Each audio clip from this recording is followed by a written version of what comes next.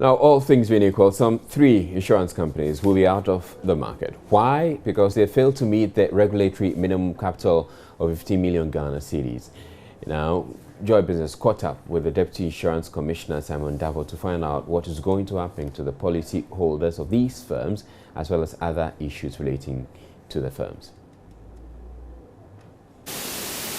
All the companies, except 4, were able to meet the requirement. The requirement of the 15 million Ghana cedis in terms of the capitalization. Yes, all right. The requirement of the 15 million Ghana cedis to meet the new solvency framework of the minimum capital that we are talking about. But 4 are having challenges. Out of that 4, 1 of them made some good progress. They tried to make some rights issue for the existing shareholders, which most of them took up the rights, and what they've realized is a bit short of the minimum requirement, which I think is progress. But the remaining 3 are actually not, their efforts are not yielding the results we desired. The main reason is the type of investors who are coming in, and then also the source of funding. For those monies, we have to vouch for the source of the money coming, because everything we do, we have to comply with the AML, CFT, anti-money laundering requirements, so that we cannot just say this person is bringing in the capital. When we do all the due diligence through the Financial Intelligence Center, if the source of the money coming to capitalize, if it's not local, we cannot accept the funds if the source is not authentic. That is also one of the reasons, because we want to do the right thing. We don't want to fall foul of any international laws in terms of raising capital. So those 3 companies, I'm sure we may assist them to exit the market if no progress is being made. But of course, there is nothing we can do, because we need to meet the requirements of the law before we can be allowed to operate as an insurance company. Now, the head of the Ecobank Group, Ade Ayeyemi, says he welcomes moves by the Bank of Ghana to increase the minimum capital for banks.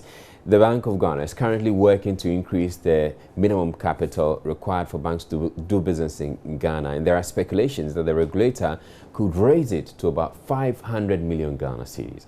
However, there are some who are worried that this development could affect a lot of banks who might not want to merge.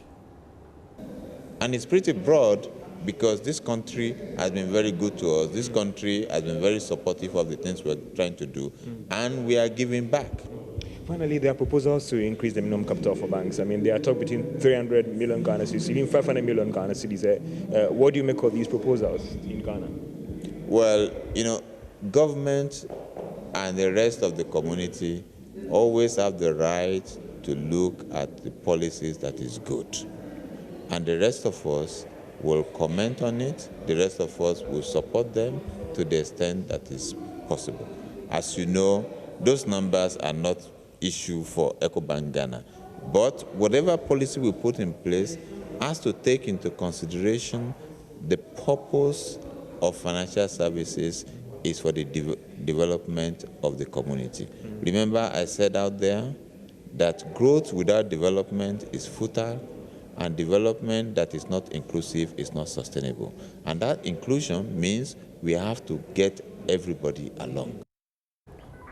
The Minerals Commission has warned it will soon be compelled to impose sanctions against Ghana Bauxite Mining and other mining companies that have failed to present the annual reports on local content expenditure. This, according to the Commission, is in line with the local content legislation for the sector. We have more in this report.